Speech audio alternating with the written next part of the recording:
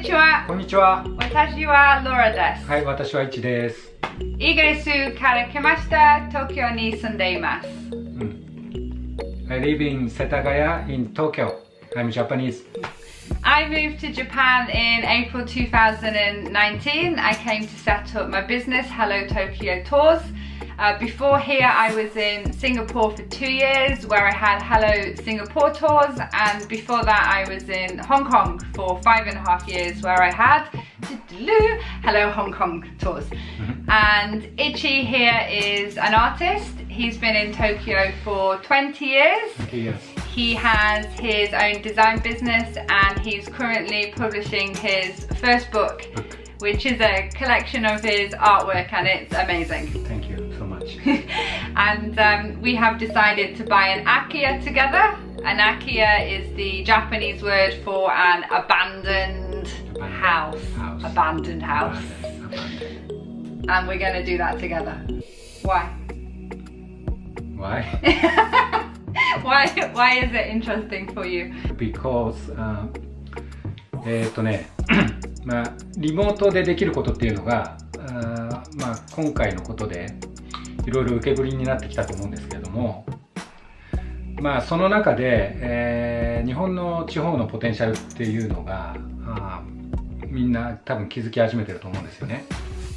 で、田舎の要は自然の本来のその美しさっていうか、本来の持つ価値や、居住空間の広さ、その広さとか、まあそういったことを、熟慮した時に、まあもともと考えていたアトリエを作るっていうのが、そういうタイミングが、まあ、今なんじゃないのかなっていうのをすごい考え始めたんですよね。And then from my perspective, coronavirus has had a really big, really bad effect on my businesses in tourism, and I have a lot more free time on my hands now, and I'd like to use that time productively and do something useful with it. And to be honest, I've always wanted to either build a house or renovate a house, so it seems like good timing from that perspective. And also, if we could find somewhere cool for us to live and a great project to do, but that also had an opportunity for some business in the future.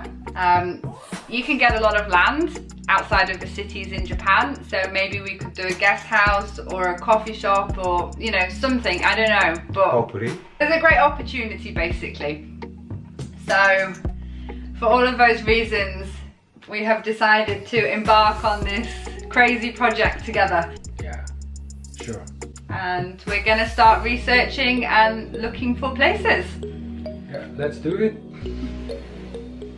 The first place we looked was Izu, which is a well-known vacation area between Tokyo and Kyoto. I really liked the look of this property, which was on the market for 5.8 million yen. It had 6 rooms plus a kitchen, outdoor balcony area, and was next to a beautiful beach, which I imagine myself going for a swim at every morning.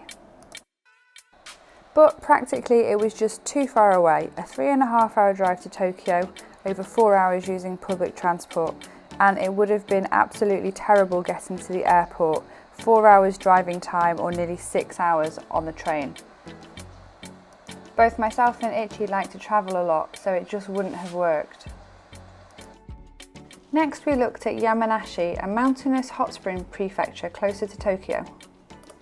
This place looked great, a ready-made bed and breakfast with 6 rooms, living, dining and kitchen, lots of traditional features and a nice garden.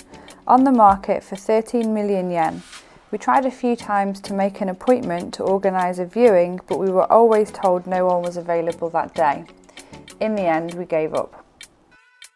Next we looked at Ibaraki, which is where Ichi's originally from. Ibaraki produces a lot of the food which is consumed all across Japan. It also has the most rapidly decreasing population size, which basically means nobody wants to live there. We found 3 properties which we wanted to view, one each in Kasumigara, Hitachi Oita and Takahagee. First we went to Kasumigara, 1.5 hours drive time from Tokyo, a beautiful village sat on the side of a lake.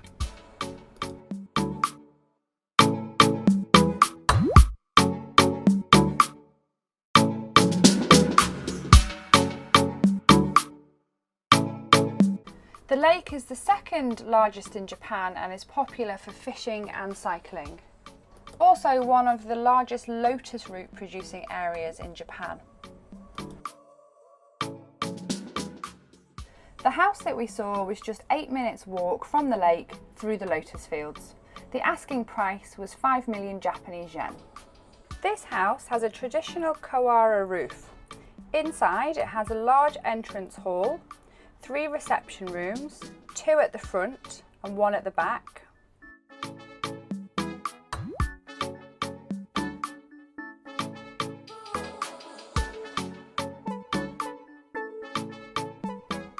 There's a bedroom, a kitchen area, which does not have a kitchen, and a bathroom with an old metal bath heated by gas. There are several outside buildings.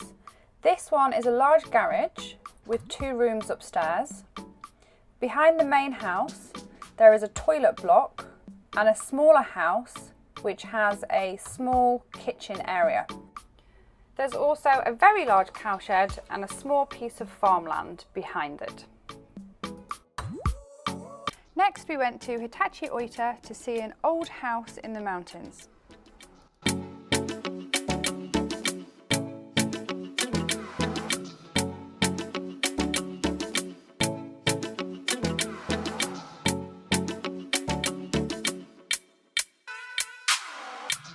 This website was listed on ieichiba.com, a website that allows property owners to list their homes directly without having to use a real estate agent. We were interested in seeing it because it had a lot of land and was in a beautiful location.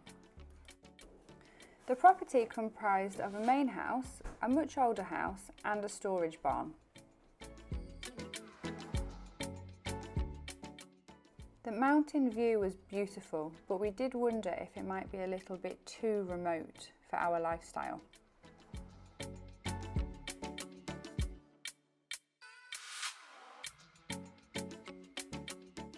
The main house had recently been renovated. It has a total of 4 reception rooms plus a kitchen.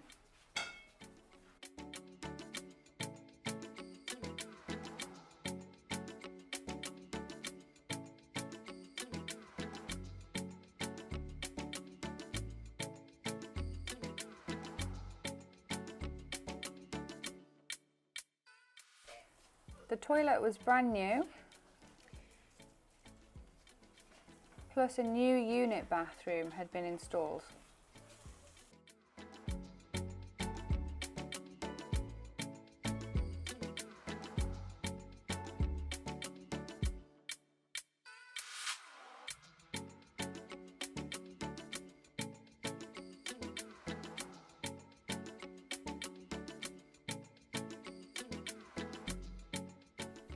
Next door, the old house was really old. Yeah.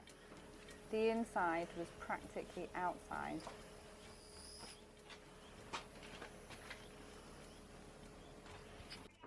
This must have been a beautiful house once upon a time, but it was definitely too much work for us to take on.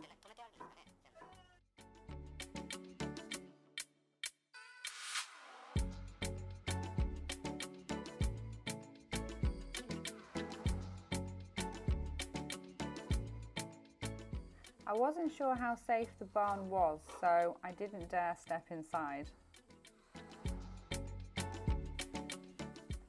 Overall, we thought it was an interesting property, but probably not for us. Next up, we were going to Takahagee in the very north of Ibaraki. This property is 69 years old. It has 5 rooms plus a dining room and kitchen. It's spread across 122 square metres. And it's on the market for 4.8 million yen. We couldn't get an appointment with the real estate agent, but knowing the property was abandoned, we thought we'd go and check out the outside of the house ourselves. The Kawara looked a little bit old. The back garden was, as expected, unkempt, and it was a little bit spooky peeking through the door, so we didn't stay too long. We had a great time in Ibaraki and even managed to fit in a fishing trip and a haircut at Ripple Hair Salon in Takahagee. Thanks, Kenji! If you enjoyed episode 1, please follow us and stay tuned for episode 2, where we put an offer on a house.